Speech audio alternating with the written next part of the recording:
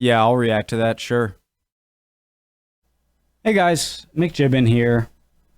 Back with another reaction video. If you guys aren't subscribed, my name's Connor. I love learning about history through recommendations down in the comments, which you guys A+ so far, been so good, helping me learn about material, and not just that, but material that I find very interesting and that I don't know that much about. So love you to join the channel. Let's get right into it. Another History Matters video. Original description at the top of... Original link to the video at the top of the description down below. Let's get started. Nobody recommended this. I just saw it, wanted to watch it. Thought I'd react to it. Let's get into it. Why does the West use Arabic numerals?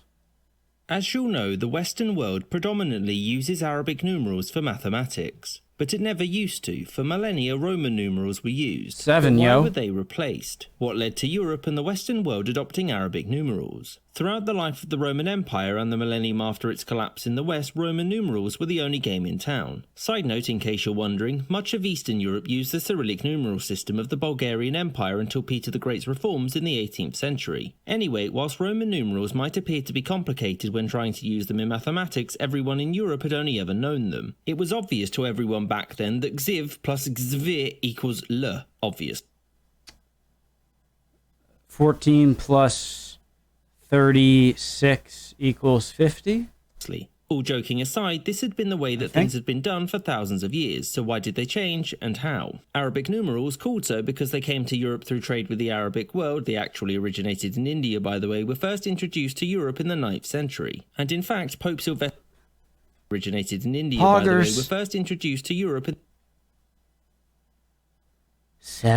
9th century. And in fact, Pope Sylvester II was heavily in favour of their use, but they never took off. It wasn't until the 13th century that Arabic numerals began to spread to merchants. Some, or perhaps much of this, was down to the work of Leonardo of Pisa, better known as Fibonacci, who basically wrote a mathematical textbook which argued that Arabic numerals were superior. Fibonacci's argument... I just want to stop there for a second. I'm sort of interested in... I think everyone sort of should be interested in how language started and how written language started. And I heard from one source... Oh, I think I have the book. Some origins of hold on. I think if I can't find it in like 5 seconds, I'll stop looking. Hold on.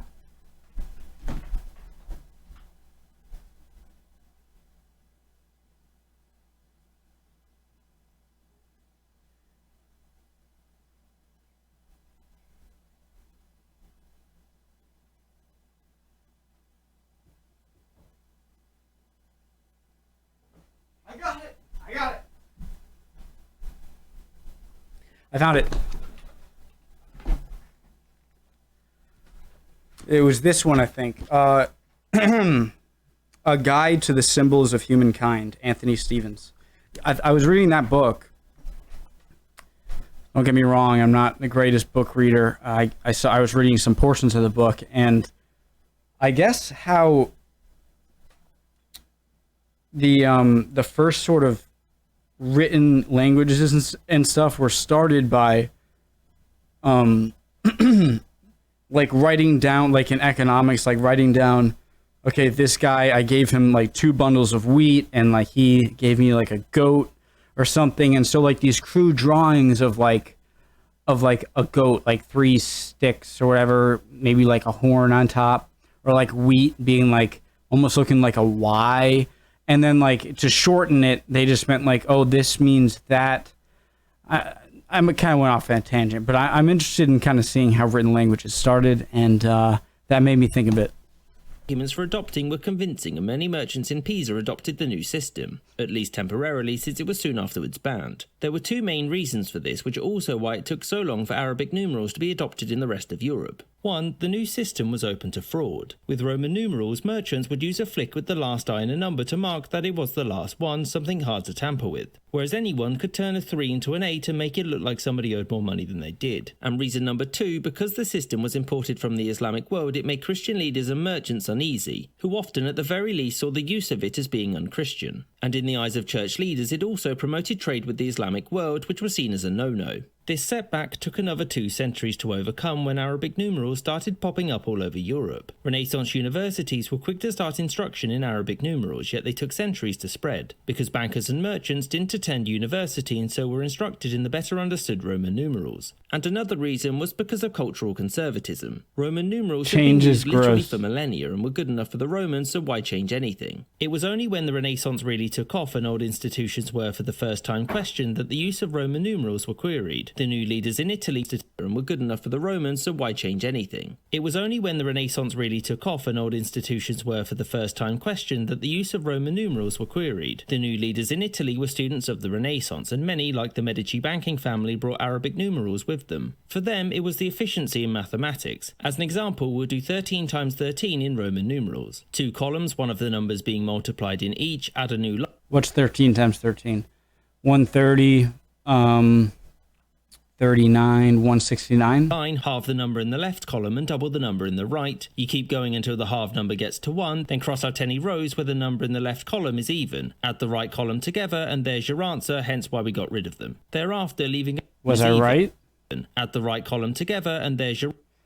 So 169. 140... Huh? Oh no, that'd be added. So 169.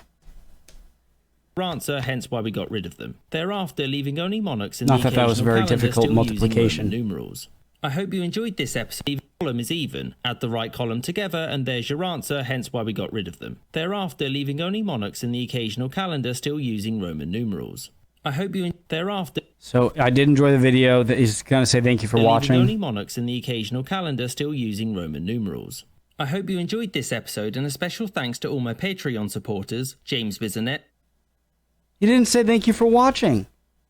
Thank you for making. Why we got rid of them. So what's this? I'm assuming M is 1,000. So M 1,000. Wait, what? Oh, okay. So it's going to be 1,000, and then CM would be C minus 100. So 1,939. 1939? After leaving only monarchs in the occasional calendar still using Roman numerals. I hope you enjoyed this episode, and a special thanks to all my Patreon supporters, completely wrong. James Bisonet. Awesome video again.